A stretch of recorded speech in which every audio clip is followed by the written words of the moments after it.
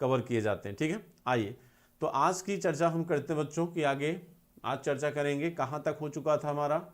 जो बच्चे कल हमसे जुड़ चुके थे, देख चुके होंगे, उनको पता होगा कि कहाँ से आपको आगे बढ़ना है, कहाँ से बच्चों आपको आगे बढ़ना है। तो आइए आपको बताते हैं कि हाँ, ठीक, यहाँ से बच्चों में भी, हाँ, यहाँ से आपको चीज़ों को आगे चलना है। ठीक, यहाँ तक चर्चा हम कर चुके थे कल। जानवर, चलते फिरते खाद्य भंडार, इसकी चर्चा कल हमने किया था यहाँ पर। और कल की क्लास में हम चर्चा कर रहे थे कि किस तरह से चेंजेस आपके हुए थे, परिवर्तन आपके हुए थे। हाँ, जहाँ तक आपको पता होगा कल हम इसको आपको पढ़ा चुके थे। ठीक है, लेकिन यहीं से शुरू करेंगे, यहीं से शुरू करेंगे ताकि आपको फिर से एक रिदम मिल जाए बच्चों समझने में चीज़ों को। ठीक है, सभी लोग लाइव हो गए हैं। देखिए, इस क्लास को मिस मत करिएगा आप कोई लोग जो है, क्योंकि यहाँ पर आप बेसिक चीज़ें सीख पाएंगे। अनुराधा जी, सौम्या, ठीक है बच्चों, यहाँ पर आप लोग जो है बेसिक चीज़ें सीख पाएंगे। और जो भी आपके डाउट्स और कन्फ्यूजन होंगे, जो समस्याएं होंगी, वो सारी की सारी हमारे द्वारा यहाँ पर बताई जाएंगी। तो जहाँ भी आपको प्रॉब्लम लगे आप क्वेश्चन पूछ सकते हैं अपने चैट में। ठीक है, हम उसको देख के आपके क्वेश्चन का आंसर कर देंगे। ठीक है बच्चों, आइए देखिए। तो कल हमने आपको चर्चा किया था कि मनुष्य के जीवन में किस तरह से बदलाव आया, कैसे मनुष्य जो है शिकारी जीवन से एक अस्थायी जीवन की तरफ जाता है, कैसे वो जो है आर्किटेक्ट से एक उत्पादक बना। ये बदलाव हमने देखा था कब, मेसोलिथिक कल्चर में ये शुरू होता है, और पूरी तरह से ये बदलाव आपको जो है नियोलिथिक कल्चर यानी नवपाषाण काल में दिखाई देता है। ठीक है, अब देखिए, कहते हैं कि जानवर बच्चों, यहां से देखिए, जानवर चलते फिरते खाद्य भंडार। ठीक है, चलते फिरते खाद्य भंडार क्या थे, कह रहा जानवर बच्चे देते हैं जिससे उनकी संख्या बढ़ती है। अगर जानवरों की देखरेख की जाए तो उनकी संख्या तो बढ़ती ही है, साथ ही उनसे दूध भी प्राप्त होता है। ठीक, यानी एक प्रोडक्ट आपका क्या हो गया, दूध।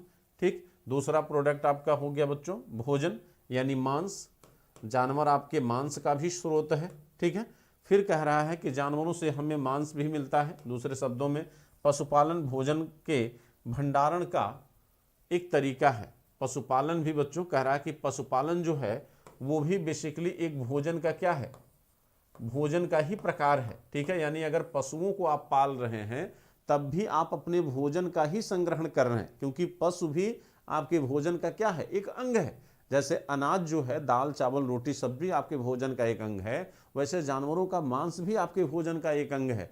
तो पहली बार जब पशुपालन किया गया तो वह पशुपालन बच्चों डेयरी उद्योग के लिए नहीं किया गया, बल्कि किसके लिए किया गया, भोजन के संग्रहण के लिए किया गया। किसके लिए किया गया, भोजन के बच्चों संग्रहण के लिए किया गया। ठीक, तो अब देखिए यहां पर क्या करना है कि प्रारंभिक तौर पर जो पशुपालन प्रक्रिया शुरू हुई, और आपने देखा भी होगा कि मध्य पाषाण काल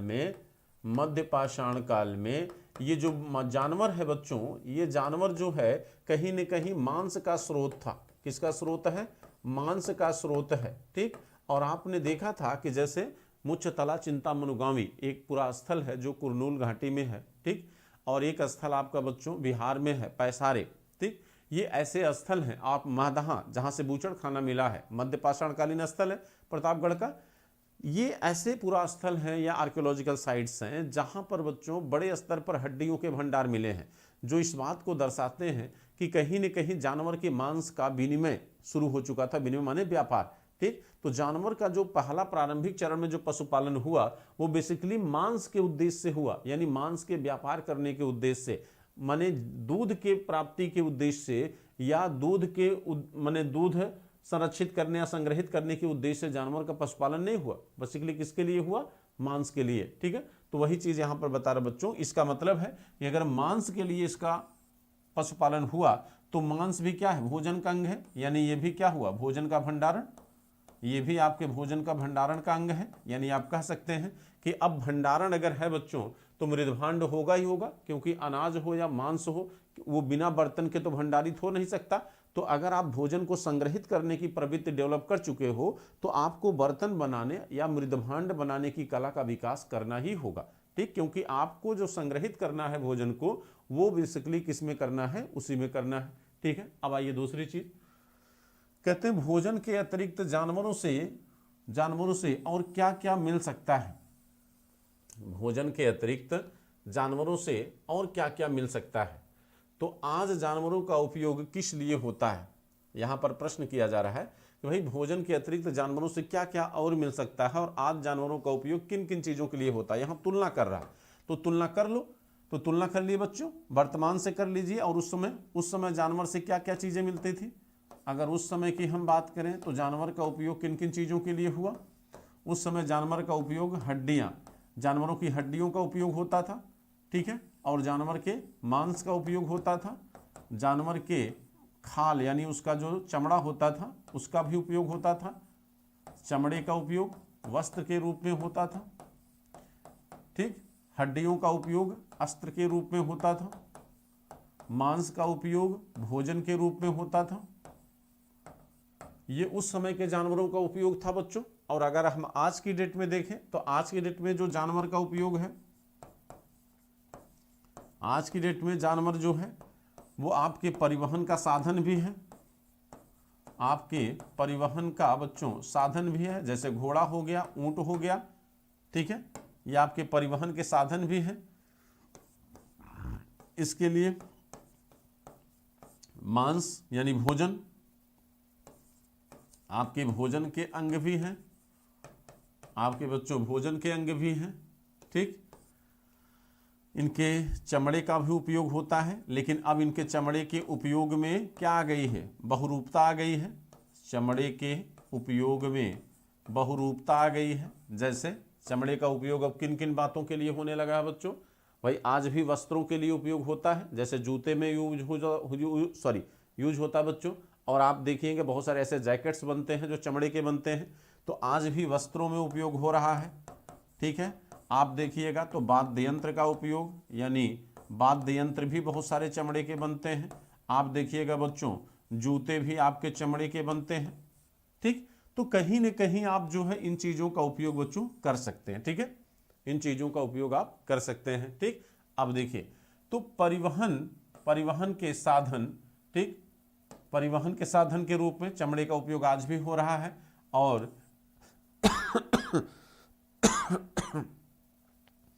इनके बच्चों हड्डियों का उपयोग भी होता है, इनके हड्डियों का उपयोग भी होता है, हड्डियों का उपयोग भी अभी हो रहा है, ठीक है। जानवरों का मनोरंजन में उपयोग हो रहा है, वर्तमान में मनोरंजन में भी इनका उपयोग हो रहा है बच्चों, ठीक। शौक के तौर पर भी पाला जा रहा है, यानी जैसे आज भी आप बहुत सारे परिवारों में या बहुत सारे ऐसे शहरों में आप देख सकते हैं जहां पर जानवरों को शौक के तौर पर पाला जाता है। सुग्गा है, कुत्ता है, इस तरह के बहुत सारे जानवर बच्चों लोगों ने क्या किया है, बस अपने आनंद के लिए, अपने शौक के लिए पाल रखा है। तो वर्तमान में कहीं न कहीं जानवरों की जो उपयोगिता है वह कई रूपों में हमें दिखाई देती है, ठीक है। तो कई रूपों में बच्चों हमको क्या होती है, दिखाई देती है, ठीक। अब देखिए आओ आरंभिक कृषकों और पशुपालकों के बारे में पता करते हैं, ठीक है। तो अब देखिए बच्चों अब क्या देखना है, अब हमें देखना है कि प्रारंभिक चरण का जो एग्रीकल्चरिस्ट था, यानी जो हमें इनिशियल फेज में जब मानव एग्रीकल्चर सेक्टर में एंट्री किया, प्रारंभिक तौर पर जब मानव ने कृषि को अपनाया, तो उस समय का कृषक कैसा था और आज का कृषक कैसा है। जैसे हम बार बार आपको कहते हैं कि भाई जब भी आप इतिहास पढ़ें तो इतिहास को वर्तमान और प्राचीन से जोड़कर देखिए।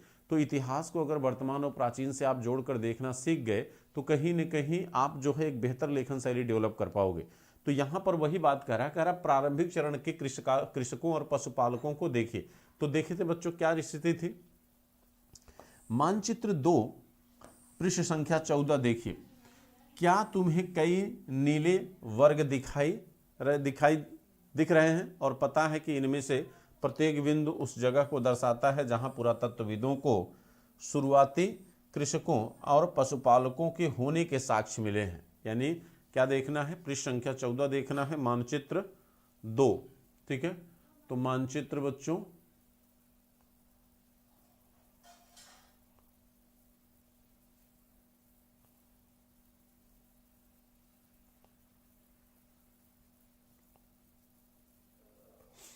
एक मिनट बच्चों, मानचित्र 2 कहाँ गया, मानचित्र 2 इसमें तो दिख नहीं रहा।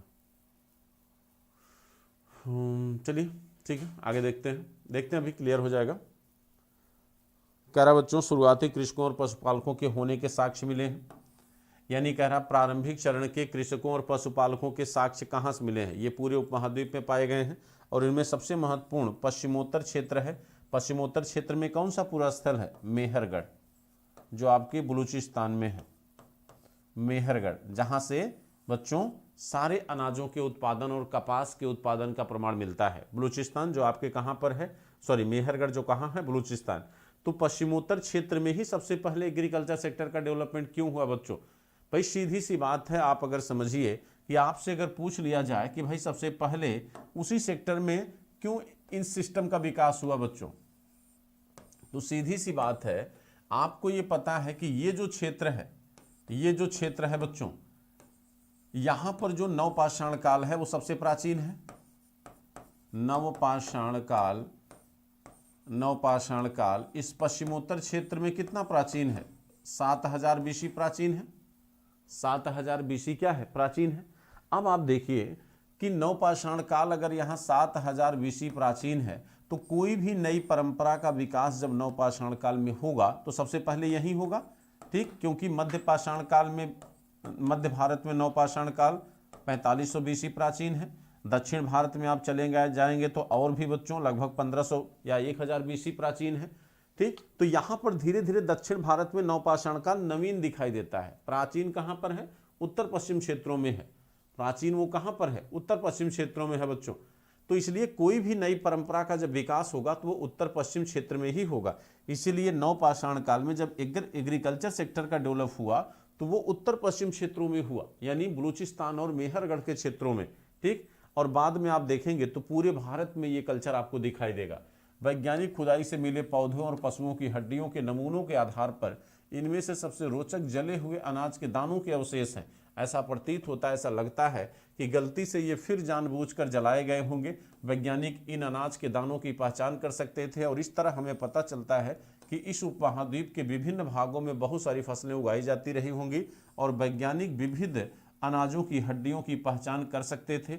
नीचे की तालिका से तुम यह जान सकती हो कि कहाँ कहाँ अनाजों और पालतू जानवरों की हड्डियों के अवशेष मिले हैं बच्चों। देखिए कहाँ कहाँ मिले हैं, अब देखिए कह रहा कि ये प्रमाण देख लीजिए बच्चों,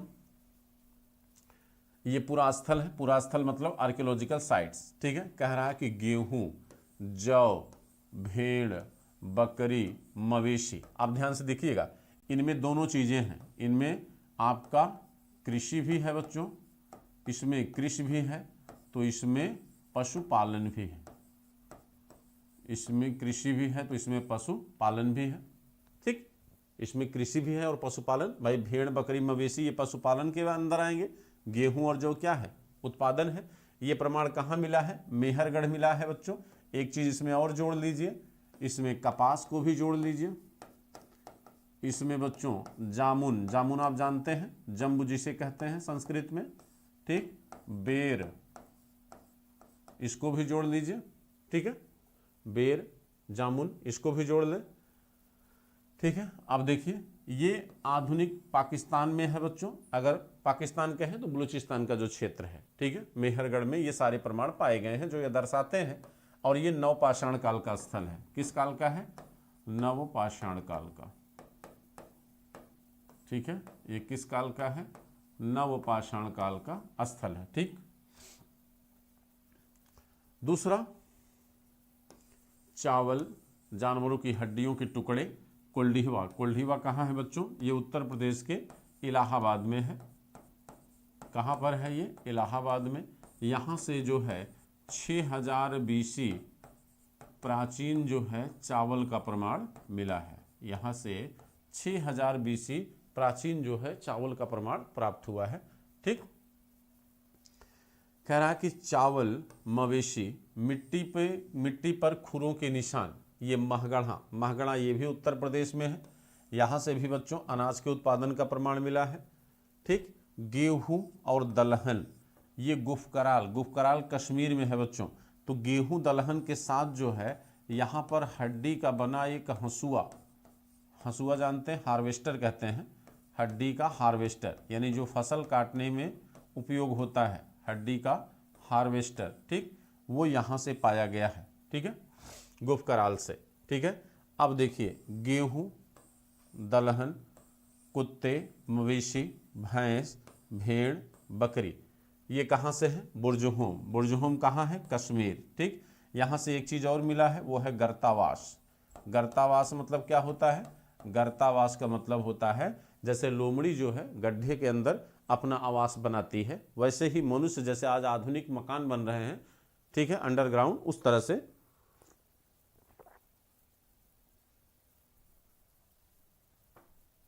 ठीक है। तो गर्तावास के प्रमाण भी बच्चों यहां से पाए गए हैं, ठीक है। बच्चों लाइक एंड शेयर करते रहिए, लाइक एंड शेयर करते रहिए। कहीं दिक्कत हो तो आप बताइए, कोई क्वेश्चन पूछना है? कोई दिक्कत नहीं अजमल खान जी, कोई दिक्कत नहीं बेटा, ठीक है, कोई दिक्कत नहीं है।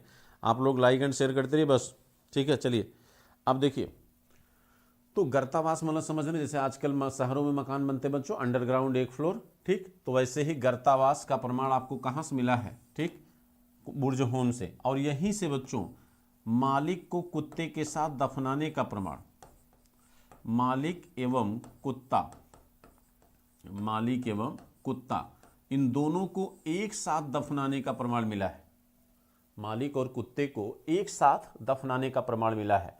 अब देखिए भाई, अभी तक आपने जो देखा, जैसे गेहूं, हरा चना, जौ, भैंस और बैल, ये चिराद से मिला है, जो कहाँ है? बिहार में। ज्वार बाजरा, मवेशी, भेड़, बकरी, सुअर, ये हल्लूर, हल्लूर कहाँ है? आंध्र प्रदेश में।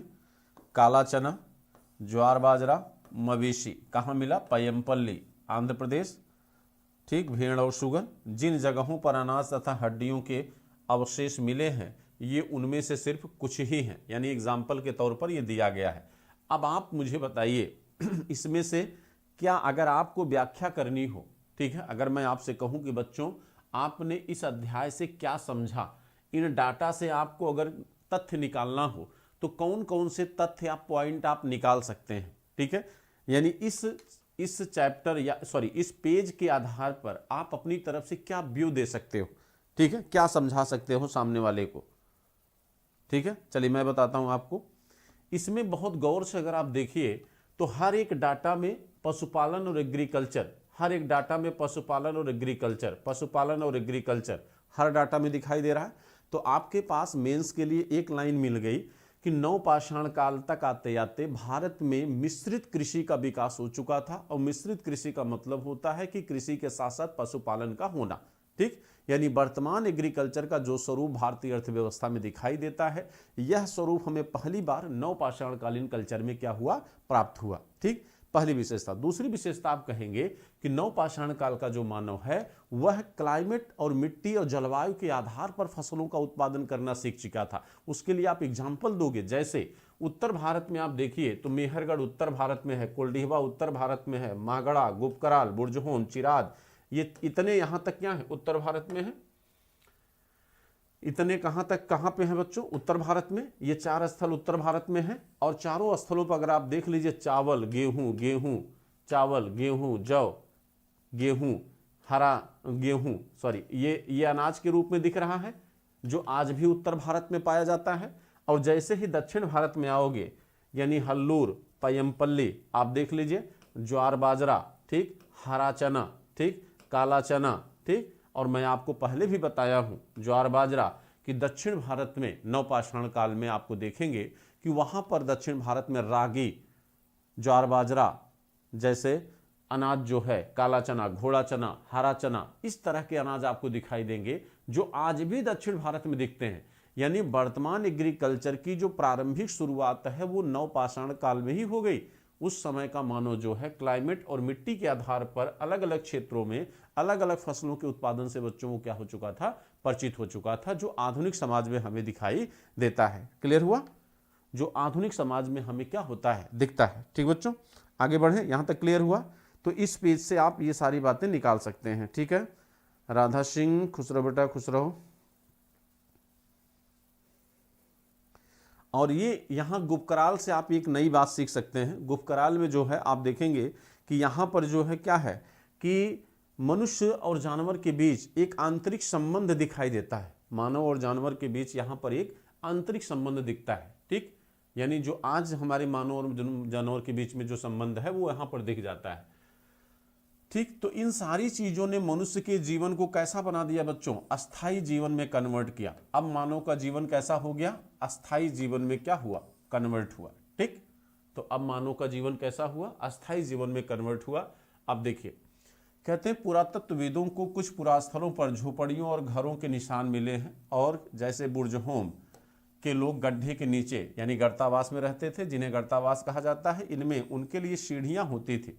इससे उन्हें ढक के ठंड के मौसम में सुरक्षा मिलती थी। सीढ़ियां बनाई जाती थी बच्चों, ठीक है, ताकि वो पूरी तरह से ढके रहें, जैसे आज सीढ़ियां बनती हैं। पुरातत्वविदों झुपड़ियों के अंदर और बाहर दोनों ही स्थानों पर आग जलाने की जगह मिली है। ऐसा लगता है कि लोग मौसम के अनुसार घर के अंदर बाहर खाना पकाते होंगे। जैसे आज होता है बच्चों ना, आज होता है कि भाई जब गर्मी होती है तो लोग घर के बाहर यानी द्वार पर भी खाना बनाते हैं, और जब ठंड होती है तो घर का सबसे जो कोना वाला क्षेत्र होता है वहाँ पर आपका चूल्हा होता है। ठीक, आज भी ठंड लगती है, लोग चूल्हे के सामने बैठकर भोजन करते हैं। तो ये परंपरा आपको यहाँ दिखती है। और दूसरी सबसे बड़ी बात कि आग के उपयोग का प्रमाण जो है, आग के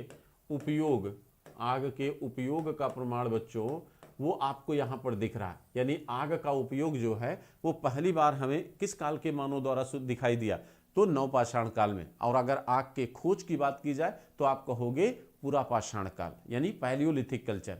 उपयोग की बात की जाएगी तो आप कहोगे नियोलिथिक कल्चर। ठीक, इससे उन्हें ठंड के मौसम में सुरक्षा मिलती होगी, पुरातत्वविदों को झोपड़ियों के अंदर और बाहर दोनों जगह। ठीक है, ये चीज हो गई। अब आइए देखिए, एक गर्तावास का चित्र बनाओ, एक गर्तावास का चित्र बनाओ। बहुत सारी जगहों से पत्थर और औजार भी मिले हैं। इनमें से कई ऐसे हैं जो पुरापाषाण युगीन उपकरणों से भिन्न है। इनमें से कई ऐसे हैं जो पुरापाषाण युगीन उपकरणों से क्या हैं, भिन्न हैं, इसलिए इन्हें नवपाषाण युग माना गया है।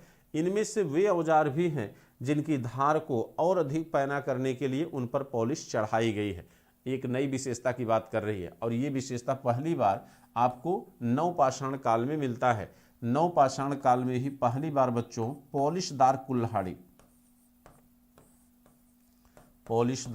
कुल्हाड़ी यानी अभी तक जो है पत्थरों की वैरायटी में परिवर्तन आपने देखा। अभी तक पत्थरों के उपकरणों में बदलाव आपने देखा, लेकिन अभी तक किसी भी पत्थर पर पॉलिश का उपयोग नहीं था। लेकिन पहली बार पत्थरों पर पॉलिश का उपयोग नवपाषाण काल में दिखा। पॉलिशदार कुल्हाड़ी,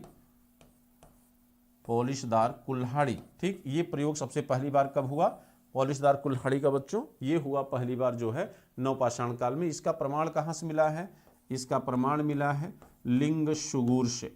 कहाँ से मिला है, लिंग सुगूर से। ठीक, तो लिंग सुगूर कहाँ है, ये कर्नाटक में है। कहाँ पर है बच्चों, कर्नाटक में। ठीक, लिंग सुगूर कर्नाटक से सबसे पहली बार इस प्रकार के उपकरण खोजे गए जो हमें केवल नवपाषाण काल में दिखाई देते हैं। ठीक है, इनका उपयोग कहते हैं इसी काल में मूसल, ठीक है, जैसे मूसल होता बच्चों ना, जो आज भी यूज होता है अनाज को कूटने में। ठीक भाई, पहले मूसल से ही कूट कर अनाज के खोखले को अलग किया जाता था, अनाज का जो कवर होता है उसको अलग किया जाता था। तो मूसल ये पहली बार हमें नवपाषाण काल में दिखा। ठीक, जहां चीजों को पीसने के लिए उपयोग किया जाता था इसका। आज हजारों साल बाद भी ओखली और मूसल का प्रयोग अनाज पीसने में किया जाता है। उसी तरह प्राचीन प्रस्तर युगीन औजारों का निर्माण और प्रयोग लगातार होता रहा। कुछ औजार हड्डियों से भी बनाए जाते थे, ध्यान दीजिएगा। तो यहाँ पर आप कहोगे कि पत्थरों और हड्डियों दोनों से औजार बनते थे बच्चों। पत्थर और हड्डी इन दोनों से क्या होते थे, औजार बनते थे। ठीक है, नवपाषाण युग के पुरास्थलों से कई प्रकार के मिट्टी के बर्तन मिले हैं। नवपाषाण युग के पुरास्थलों से कई प्रकार के मिट्टी के बर्तन मिले हैं। कभी कभी इन पर अलंकरण भी किया जाता था। ठीक है, कभी कभी इन पर अलंकरण होता था बच्चों। अलंकरण माने सजावट, जैसे आज बर्तनों पर सजावट का उपयोग होता है वैसे उस समय भी किया जाता था। ठीक है, यानी नवपाषाण युग के पुरास्थलों से कई प्रकार के मिट्टी के बर्तन मिले हैं। कभी कभी इन पर अलंकरण भी किया जाता था। बर्तनों का उपयोग चीज़ों को रखने के लिए किया जाता था। धीरे धीरे लोग बर्तनों का प्रयोग खाना बनाने के लिए भी करने लगे। यानी यहाँ पर कह रहा है कि जो प्रारंभिक चरण में मानव ने जो पॉट बनाए, जो पॉटरी बनाई, जो बर्तन बनाया, जो टेराकोटा बनाया, वह भोजन पकाने के लिए नहीं होता था उसका यूज जो है भोजन को संग्रहित करने के लिए होता था भाई। इसलिए क्योंकि मध्य पाषाण काल में पहली बार पॉटरी बने, मृद भांडों का निर्माण कब हुआ? मेसोलिथिक कल्चर में। तो मेसोलिथिक कल्चर में सबसे पहली बार जब इन बर्तनों का निर्माण हुआ तो उस समय चूंकि आग का उपयोग होता नहीं था तो भोजन को पकाने के लिए इन मृद भांडों का उपयोग नहीं हुआ। लेकिन जब नियोलिथिक कल्चर में मानव आया तो नियोलिथिक कल्चर में मनुष्य ने आग का उपयोग करना शुरू किया। तो जब आग का उपयोग शुरू हुआ तो वह भोजन पकाने के लिए भी यूज होने लगा। ठीक, भोजन पकाने के लिए भी यूज होने लगा और धीरे धीरे लोग बर्तनों का प्रयोग खाना बनाने के लिए भी करने लगे। चावल, गेहूं तथा दलहन जैसे अनाज अब आहार का महत्वपूर्ण हिस्सा बन गए। यानी अब धीरे धीरे अनाज जो है वो भोजन का मुख्य हिस्सा बनने लगे और जो मुख्य हिस्सा अभी तक जो मांस आपके भोजन का मुख्य हिस्सा था अब वो सेकेंडरी होना शुरू हो गया बच्चों। ठीक है, इसके साथ साथ अब लोग कपड़े भी बुनने लगे बच्चों। क्यों? इसका प्रमाण कहाँ मिलता है? आपको पता है गुफकराल। गुफकराल जो कहाँ पर है? कश्मीर में। यहाँ से हड्डी की सुई मिली है, हड्डी की सुई मिली है। ठीक, और जहाँ तक बात है बच्चों मेहरगढ़ की, जहाँ से कपास मिला है। मेहरगढ़ से क्या मिला? कपास। कपास से क्या बनता? धागा। दक्षिण भारत में तमिलनाडु से क्या मिला है? कपड़ा। ठीक, तो ये धागा और सुई रहा होगा तभी तो कपड़ा बना, तभी तो कपड़ा बना बच्चों। तो ये एक नई परंपरा विकसित हुई। अभी तक मानो क्या करता था? पेड़ों की छाल, पेड़ों के पत्ते, जानवरों की खाल, ये वस्त्र के रूप में वो उपयोग करता था। लेकिन पहली बार क्या हुआ कि अब जो है वो सिले हुए कपड़े का उपयोग कर रहा है। यानी नवपाषाण काल में सिलाई पद्धति यानी कताई बुनाई की एक नई परंपरा का विकास हुआ और परिधानों में एक बड़ा बदलाव दिखाई देता है।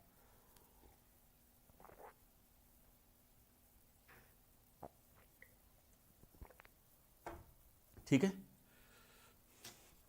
परिधान में एक बड़ा बदलाव दिखता है। ठीक है, एक तरफ जहां कई जगहों पर स्त्री पुरुष शिकार और भोजन संग्रह करने का काम करते रहे, वहीं अन्य लोगों ने हजारों सालों में दरमियान धीरे धीरे खेती और पशुपालन को अपना लिया और बहुत जगह लोग मौसम के मुताबिक बदल बदल कर अपनी जीविका चलाया करते थे। ठीक है, यानी कह रहा है यहाँ पर कि भाई नवपाषाण काल तक आते आते पुरुष और महिला दोनों अर्थव्यवस्था में भाग लेते थे। यानी यहाँ पर कोई विभाजन नहीं था कार्य का कि पुरुष ये काम करेगा, महिला ये काम करेगी। यहाँ पर हर काम महिला और पुरुष दोनों मिलकर करते थे, ये अनुमान लगाया गया है। और ये कहा गया कि मौसम के अनुसार लोग जो है अपने व्यवसाय में एक बदलाव देखते थे। देखिए, ये नवपाषाण काल का मृदभांड है बच्चों। क्या तुम कल्पना कर सकती हो कि इस पात्र में क्या रखा होगा? आप सोच के बताइए कि भाई कल्पना करिए इस पात्र में क्या रखा होगा बच्चों। तो आप कल्पना कर सकते हैं इस पात्र में या तो अनाज रखा गया होगा, या मांस रखा गया होगा, या पानी रखा गया होगा। तो कुछ भी यहाँ पर संग्रहित किया गया होगा बच्चों इस पॉटरी से। पॉटरी माने मृदभांड या टेराकोटा कह सकते हैं आप इसको। अन्य रीति रिवाज तो पुरातत्वविदों ने बहुत स्पष्ट रूप से इस बारे में कुछ नहीं कह सकते। विद्वानों ने ऐसे किसानों का अध्ययन किया है, इनमें प्रायः कृषक और पशुपालक समूह में रहते हैं जिन्हें जनजाति कहते हैं। इनमें से प्रायः कृषक और पशुपालक समूह में रहते हैं जिन्हें जनजाति कहते हैं। ठीक है, और विद्वानों ने पाया कि ये लोग कुछ ऐसे रीति रिवाजों को मानते हैं जो संभवतः पहले से ही क्या थे? प्रचलित रहे हैं। ठीक है, जो पहले से बच्चों प्रचलित रहे उसी को ये भी मानते थे। जनजाति, आज के सेंस में जनजाति क्या है बच्चों? जैसे आज के दौर में अगर आप देखिए तो प्रायः जनजाति के लोग छोटी छोटी बस्तियों में रहते हैं। ज़्यादातर परिवार एक दूसरे से संबंधित होते हैं और इस तरह के परिवारों के समूह मिलकर जनजाति का निर्माण करते हैं। ठीक है, जनजाति का निर्माण करते हैं। जनजाति के सदस्य शिकार, भोजन संग्रह, खेती, पशुपालन और मछली पकड़ने जैसे पेशे अपनाते हैं। अक्सर महिलाएं खेती का सारा काम करती हैं। ध्यान दीजिएगा बच्चों, यहाँ पर वर्तमान जनजाति की विशेषता को नवपाषाणकालीन प्रारंभिक कृषकों की विशेषताओं से जोड़ने का प्रयास किया गया है। ठीक है, तो कह रहा है कि अक्सर महिलाएं खेती का सारा काम करती हैं। इसमें जमीन तैयार कर बीज बोने, पौधे की देखभाल करने से लेकर फसल काटने का काम शामिल है। ठीक है, यानी यहाँ पर ये बता रहा है कि जिस तरह वर्तमान आपके जनजातीय समाज में कार्य का विभाजन नहीं दिखता है, महिलाएं भी अर्थव्यवस्था में पूरी तरह से पार्टिसिपेट करती हैं, उसी तरह से नवपाषाण काल में भी होता था। ठीक है। बच्चे पौधों की देखभाल करते हैं और चिड़िया जानवरों को दूर भगाते हैं। जैसे आज भी अगर कृषक समाज में आप चले जाइए तो फसल बोने के बाद बच्चों की जो भूमिका होती है बच्चों, वो क्या होती है, एक सहयोगी भूमिका होती है। वो भी अपने माता पिता के साथ खेतों पर जाते हैं और जब फसल बो दी जाती है तो उन फसलों की सुरक्षा का दायित्व तो बच्चों पर छोड़ दिया जाता है कि आप इसकी सुरक्षा करो। जैसे मक्का आप बो दीजिए तो मक्के के खेत में बच्चे क्या करते हैं, मचान बनाते हैं, ठीक, और उस मचान से वो माने पक्षियों से अपने उस फसल को क्या करते हैं, सुरक्षित करते हैं। तो ये परंपरा वर्तमान समाज में दिखती है, ठीक है।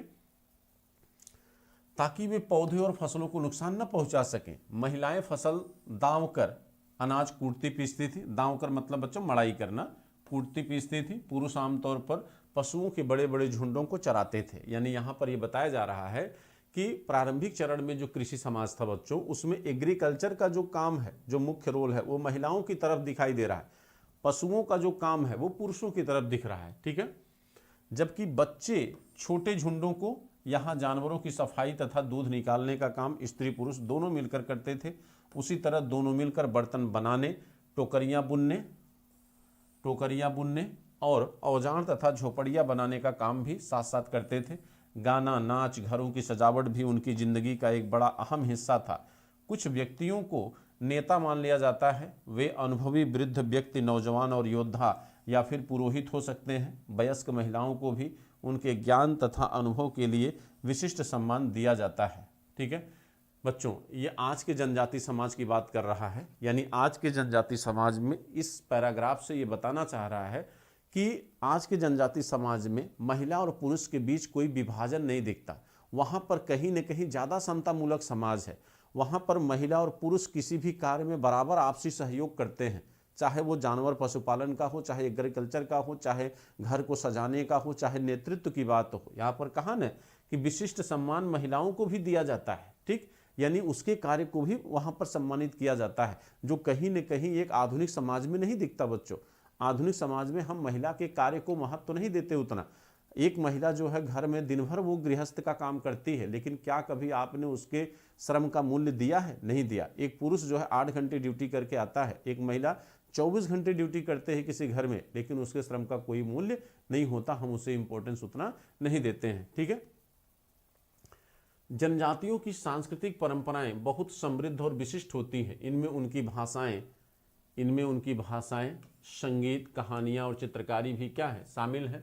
उनके अपने देवी देवता होते हैं। जमीन, जंगल, घास, मैदान, पानी पूरे कुनबे की संपत्ति मानी जाती है, जिनका उपयोग सभी एक साथ करते हैं। इनमें गरीब अमीर के बीच कोई खास अंतर नहीं होता, इसलिए जनजाति समाज अन्य समाजों से भिन्न होते हैं। इन अन्य समाजों के बारे में तुम आगे पढ़ोगी।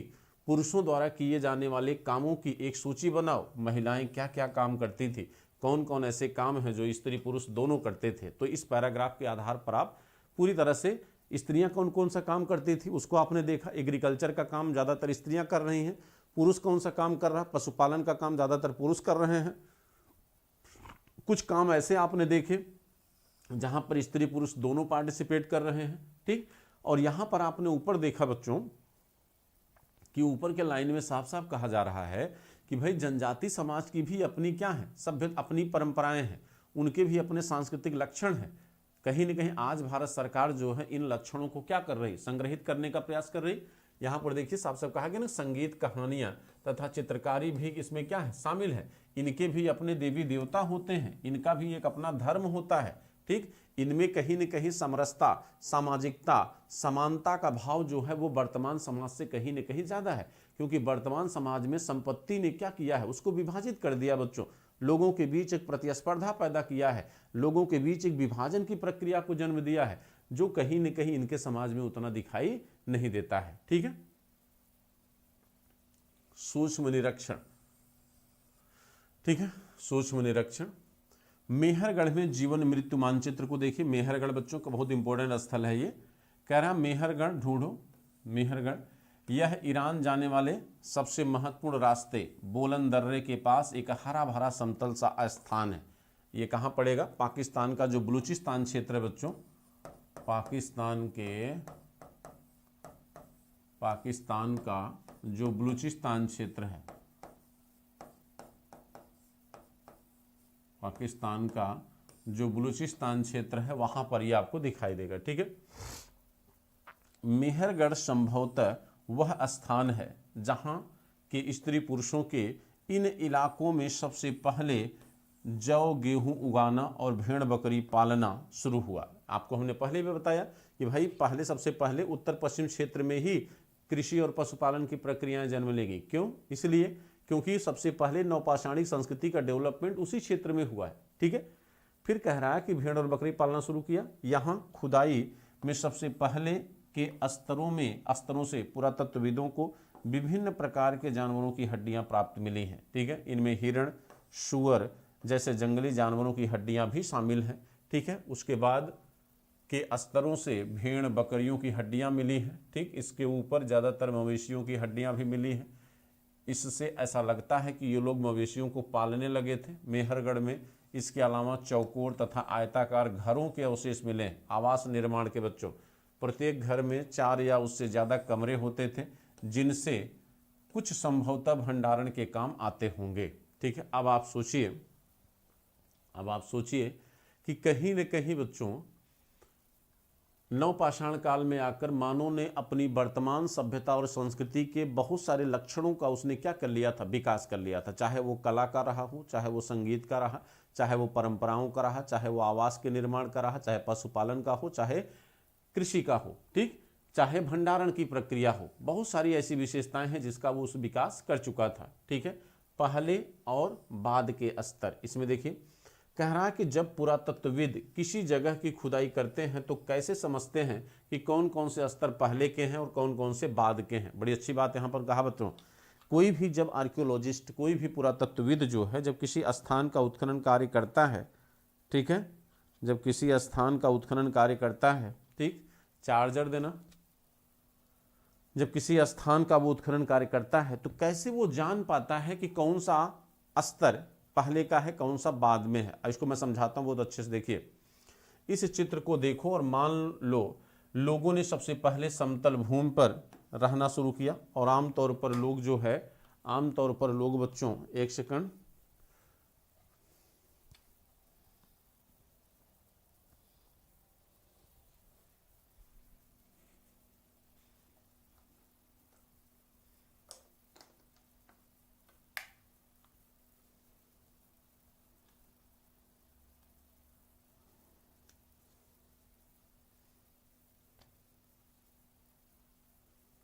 ठीक है। अब देखिए कह रहा कि मान लो लोगों ने सबसे पहले समतल भूमि पर रहना शुरू किया। आमतौर पर लोग जहाँ रहते हैं, घर टूटने पर दोबारा वहीं घर बना लेते हैं। टूटे फूटे सामान और कूड़ा करकट भी घरों के आसपास जमा होते रहते हैं। इन कारणों से बस्ती की जमीन धीरे धीरे ऊंची होती रहती है और फिर सैकड़ों सालों के बाद वहाँ एक टीला बन जाता है। ठीक, और इसलिए जब टीले की खुदाई की जाती है तो उसका सबसे निचला स्तर सबसे पुराना होता है और उसके बाद के स्तर बाद के युगों के होते हैं। यही ऊपरी और निचली तहों आमतौर के स्तरों के रूप में जानी जाती है। ठीक है, देखिए इसको ऐसे समझिए, जैसे सपोज करिए मैं आज प्रयागराज में खड़ा हूँ, ठीक, तो यहीं पर भाई आपकी बेलन घाटी है नज़दीक में, यहीं पर बच्चों आपका कोल्ढीवा नज़दीक में है, यहीं पर आपका जो है झूसी हमारे बगल में है।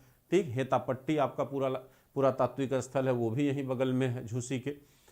अब मान लीजिए हम वहाँ पर गए, ठीक, हमने वहाँ पर उत्खनन कार्य किया। तो उत्खनन कार्य 2 तरीके से होता है, एक क्षैतिज होता है, एक जो है ऊर्ध्वाधर होता है बच्चों, क्षैतिज और ऊर्ध्वाधर। तो ज़्यादातर उत्खनन भारत में ऊर्ध्वाधर होता है, ऊपर से नीचे, क्योंकि पैसे की अभाव है भारत में, तो उत्खनन कार्य जो है ज़्यादातर ऊपर से नीचे होता है। तो यहाँ पर हमने उत्खनन कार्य किया तो ये जो सबसे निचली लेयर है, ठीक है, अब हमको ये पता है कि भाई भारत में जो संस्कृतियों का क्रम है उसमें सबसे पहले कौन आता है, पाषाण काल आता है। सबसे पहले क्या है, पाषाण काल। ठीक, पाषाण काल के बाद सिंधु सभ्यता है, सिंधु सभ्यता के बाद वैदिक सभ्यता है। ये कालक्रम तो हमको पता है ना।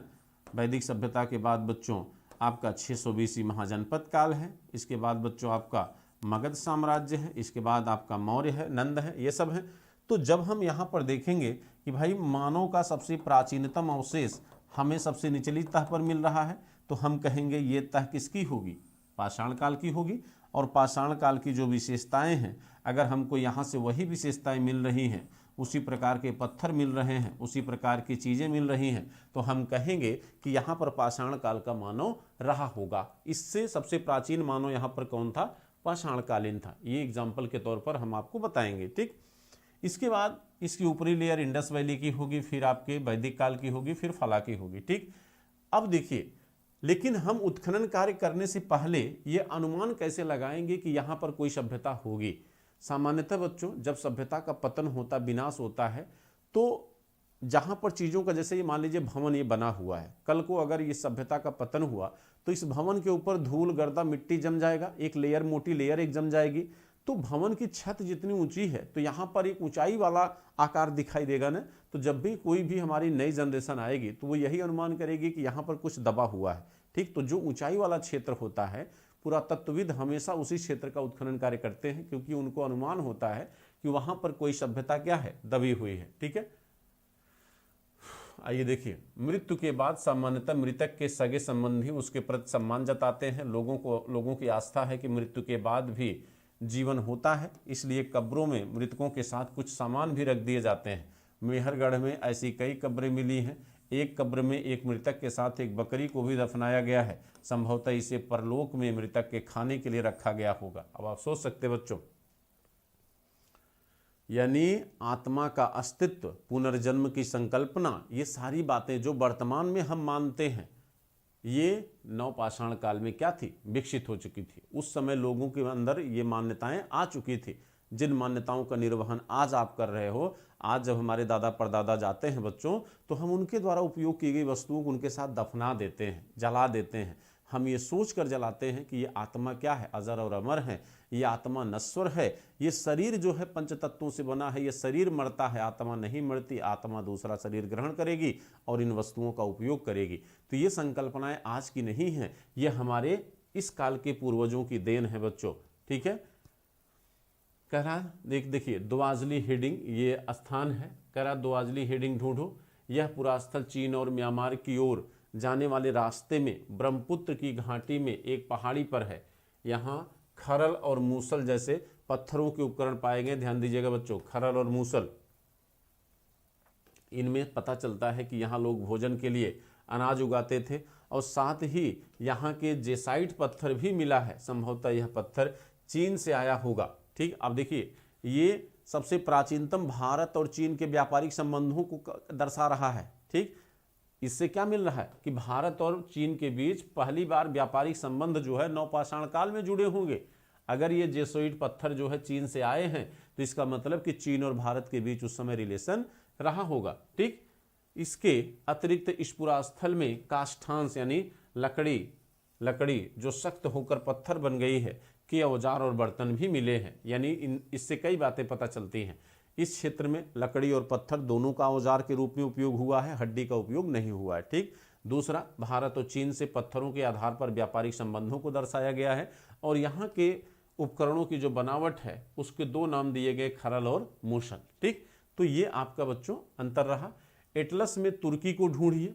तुर्की को ढूंढने की बात कर रहा है एटलस में। क्यों कह रहा है कि नवपाषाण युग में सबसे प्रसिद्ध पुरास्थलों में चताल ह्यूक तुर्की में है। ये स्थल कहाँ है? चताल तुर्की में है। और यहाँ दूर दराज स्थानों से कई चीज़ें लाई जाती थी, उनका उपयोग किया जाता था। जैसे सीरिया से लाया गया चकमक पत्थर, ठीक, लाल सागर की कौड़ियाँ, भूमध्य सागर की सीपियाँ जिसके मन के बनते थे बच्चों, सीपी पहना जाता था आभूषण के तौर पर।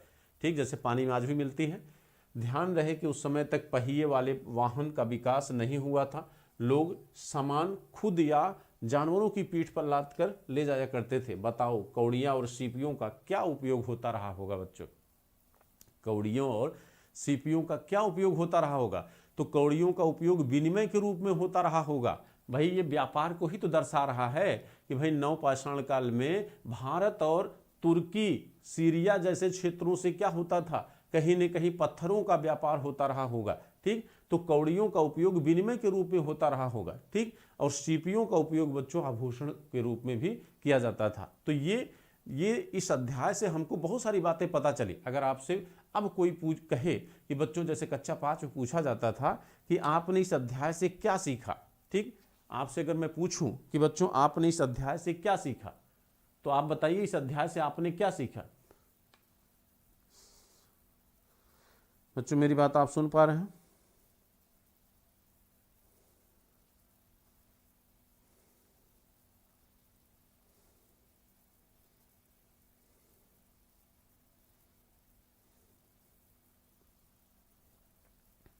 अगर मैं आपसे कहूं कि इस अध्याय से आपने क्या सीखा, तो आप क्या बताएंगे बच्चों? भाई इस अध्याय से आपने एग्रीकल्चर के बारे में सीखा, पशुपालन प्रक्रिया के बारे में सीखा, आपने आवास निर्माण के बारे में सीखा, आपने व्यापारिक गतिविधियों के विकास के बारे में देखा, आपने भारत और अन्य देशों के अंतर्राष्ट्रीय संबंधों के बारे में देखा, आपने भौगोलिक आधार पर अनाजों की वैरायटी में परिवर्तन को देखा, आपने मौसम के आधार पर एग्रीकल्चर के विकास की प्रक्रिया को देखा। ठीक, तो बहुत सारी ऐसी चीज़ें बच्चों अब आप यहाँ से पॉइंट आउट कर सकते हैं इन सारी चीज़ों को। ठीक है, आप इन सारी चीज़ों को क्या कर सकते हैं? पॉइंट आउट कर सकते हैं बच्चों।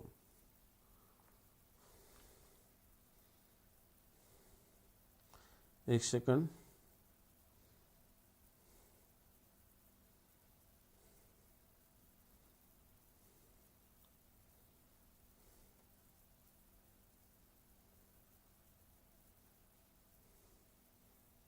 ठीक, तो यहाँ तक क्लियर हुआ? कोई क्वेश्चन कुछ पूछना है पूछ सकते हैं।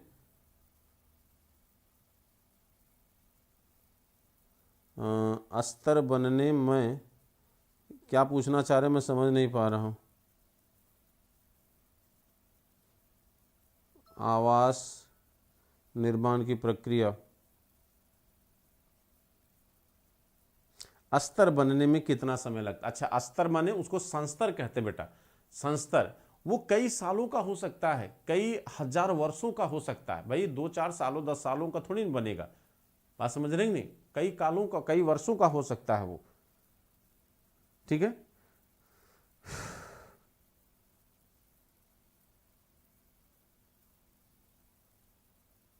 अच्छा नेहा भगत पूछ रही कौन कौन से प्रमाण कहाँ कहाँ मिले। ये बेटा अभी परेशान ना हो, अभी तो ये बेसिक एनसीईआरटी है कक्षा 6 की। अब यहीं पे अगर आप उम्मीद करो कि कक्षा 12 वाली बातें यहीं बता दो, तो फिर कक्षा 12 वाला पढ़ाने का कोई मतलब नहीं रह जाएगा।